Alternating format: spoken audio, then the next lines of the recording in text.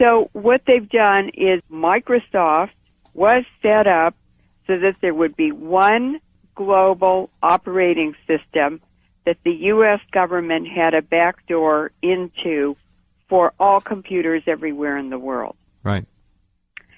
Then they set up Google as a search engine, and let's just look at the background of the two guys who supposedly set it up. Larry Page and Sergey Brin. That's right. Now, Sergey Brin he was born in Russia, so he's from an immigrant family. But listen to this. His father was a mathematician who worked at the University of Maryland, and his mother worked for NASA. I didn't know that one. It's like a blue-blood line. NASA. And that is exactly where Sergey Brin and Larry Page park their private jets. Of course. Is at the NASA facility. Mm-hmm. They don't have to go through TSA. Gosh, what a surprise. Right. Larry Page is an American. His parents were both computer science professors at Michigan State University, and his father was one of the top experts in the United States on artificial intelligence. Now, Sergey Brin married a Polish-American woman called Anne Wojcicki. So as soon as Anne Wojcicki married Sergey Brin, she was given millions of dollars in venture capital the day of the wedding. I think she got $20 million just to start. Right. That's right. All right, hold on. Leuren Moret is our guest tonight, a longtime friend of good people everywhere on the planet. Her work on depleted uranium, of course, really knows no bounds and needs not much of an introduction. She's talked about it too many times to count around the world and on this program as well. We're talking about Google and DNA and control. Next time you hit the Google search function, just keep in mind that your finger is doing a lot more than simply looking up information. You're helping to propel a monster on the planet. It is a beast. It's unbelievable what's going on. Go ahead. It's unbelievable, and what I want to emphasize is that Google, Microsoft, Facebook, and the social networking websites, all of them. eBay, Skype, Google Mail, Yahoo Mail, PayPal, these are all the same entity. They're all integrated. They get bought and sold and traded around. These are all U.S. Navy and military operations. Now, I know a physicist who told me that they were tracking people in the lab by the electromagnetic frequency emitted by individuals' DNA. In other words, every living thing is an antenna that transmits and receives. We're an electrical system, and the DNA in every living thing has a unique frequency and signal. That is what they're using, what they're focusing on, and what they're weaponizing to completely control us. The DNA Human Genome Project was carried out at the Lawrence Berkeley National Lab, where I was a staff scientist for 5 years. But the Lawrence Livermore Lab, Los Alamos National Lab, these are all nuclear weapons labs, were also involved. That means the military, because the nuclear weapons labs exist for the Pentagon, and the Pentagon exists for the oil companies. So the Human Genome Project was set up and well-funded to experiment and to research and to describe the human genome. Now, how would they use that? Well, what we know about Google is that they are doing DNA surveys from space. This would be NASA and the Navy. NASA is run by the Navy.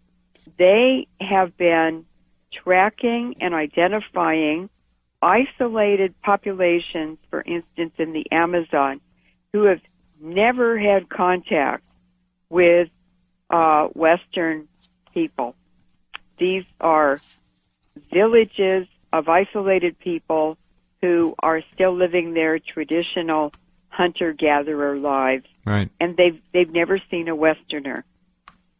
That's not just humans.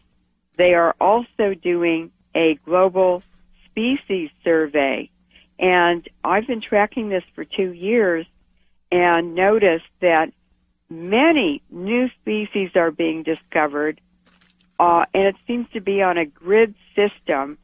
So they're doing a survey from space, and they went down the west coast of South America and then came up the east coast, and now they're in Southeast Asia. And if you watch in the news, about once a week they come up with a new article and photos on new species they've discovered. This is part of the United Nations Agenda 21 program, which is to identify all species and to do a complete global inventory of humans and animals. And what David Rockefeller has said about Agenda 21 is that in the end, we're going to have a chip on every person, and they will only be allowed to take out of the system what they put into it. If you work 12 hours a day, you're allowed to take 12 hours of something of value out of the system, but nothing more. What is going on? The J. Greg Venter Institute, which you sent me the article, Right. Has their mission as, quote, to forge new life forms, unquote. And they are also involved in manipulated computer code on DNA. What does this mean? Well, Dr. Helen Wallace from GeneWatch in 2002 said, we are in great danger, and she described this as a massive DNA database by the back door. Now, what this does sociologically, it begins to set up a caste system here, which we already have, but this is a different way of doing it.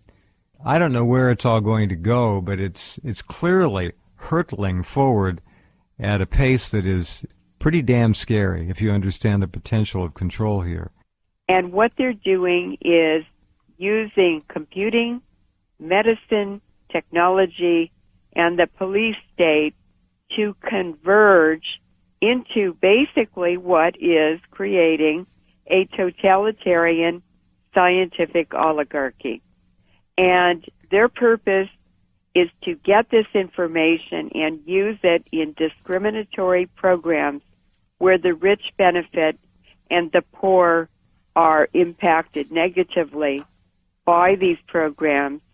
And the second part of that agenda is the depopulation initiatives. Now, a really good example about this biopiracy. Now, I did an interview with Dr. Wynne Parker. So on the air, I was talking about depleted uranium and the tremendous affinity it has for the DNA and mitochondria, because uranium and phosphate structures, they have a love affair all through the universe. And that means that when people are exposed to uranium particles from these wars in Iraq and Afghanistan and Yugoslavia, and by the way, it's over here in 2 weeks in the U.S., and we're inhaling it. Sure, all the time. It sticks to our DNA and our mitochondria that provide all the energy for the body. Somebody made the decision to go ahead and use it against the people in Yugoslavia and then Iraq, knowing full well what would happen. And that's a party I would like to see brought to justice, whoever that was. So as I was sitting there describing all of this to Dr. Parker, and I was talking about HAARP, this is all integrated into the HAARP system, I knew that Dr. Parker, Wynne Parker, was not his real name. I knew he was a CIA scientist. I knew he'd worked for the U.S. government, for the Department of Defense, for the World Health Organization, and the UN at different times. And I knew that he was a microbiologist who knew the whole field because he had to advise the government. And so I just said, Dr. Parker, what is the application of this discovery that nanoparticles are transmitters? And he caught his breath and he said, well, it's to redesign the human genome. That's all, huh? That's all. They're going to create a new species, is what they're talking about here. Basically. It's to create anything they want to. That's right. It's to repeat anything they want to. It's this totalitarian, insane scientific oligarchy that's run by psychopaths, and they think they can do anything they want to. Well, so far nobody's around to stop them, unfortunately. Now, what is transmitting and receiving that's around us? Well, how about cell phones in the megahertz frequency band? These are some abstracts that I'm going to just read the titles of. This is 1996. Single and double-strand DNA breaks in rat brain cells after acute exposure to radio frequency electromagnetic radiation. And they used the cell phone frequencies. DNA strand breaks in rat brain cells. So they're talking about sterility, about cancer, and about altering people's behavior. And the airport scanners are doing the same thing. Wouldn't surprise me. I'm amazed that there's very little attention being paid to the electric grid. And as all of you listening know, it is surrounding you and everybody you know 24 hours a day. Your home, your office, it doesn't matter. It's called wiring in your walls. And that 60 hertz electric service that you rely on to power your goodies can also be used to carry any kind of telecommunication business you can imagine, and I would submit mind and behavior altering and control platforms as well. It's all doable. It's very simple to do because we are electrical systems and we transmit and receive just like any other antenna. We're electrical first and chemical second. We are electric beings. That's right. And a lot of this was described in the 1930s in the lectures that Bertrand Russell gave at Oxford University. And I would like to read a paragraph, if that's okay. Yeah, we have 3 minutes, so you have to hurry. Okay. A totalitarian government with a scientific bent might do things that to us would seem horrifying. The Nazis were more scientific than the present rulers of Russia and were more inclined to the atrocities that I have in mind. If they had survived, they would probably have soon taken to scientific breeding. Any nation which adopts this practice will, within a generation, secure great military advantages. The system, one may surmise, will be something like this, except possibly in the governing aristocracy. All but 5% of males and 30% of females will be sterilized. The 30% of females will be expected to spend the years from 18 to 40 in reproduction in order to secure adequate cannon fodder. As a rule, artificial insemination will be preferred to the natural method. The unsterilized, if they desire the pleasures of love, will usually have to seek them with sterilized partners. In other words, Jeff, Bertrand Russell's message is that wild reproduction is no longer an option. Yeah. So basically, they have unlimited budgets. They have an unlimited scientific body in universities to do all this research. And today, over 50% of scientific research money in universities comes from the Pentagon.